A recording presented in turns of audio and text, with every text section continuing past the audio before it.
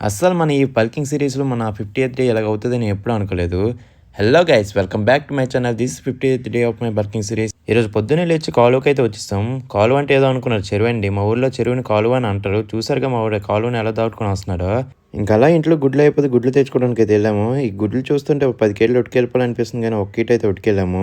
ఇంక అలా ఇంటికొచ్చేసరికి మా అత్తాలైతే గారెలేయడం అయితే మొదలెట్టారు. ఏం మాటకి ఆ మాట గారెలైతే అదిరిపోయి, ఇంక మా అమ్మ కూడా తగ్గకుండా ఒక పక్క చికెన్ అయితే వండేసింది.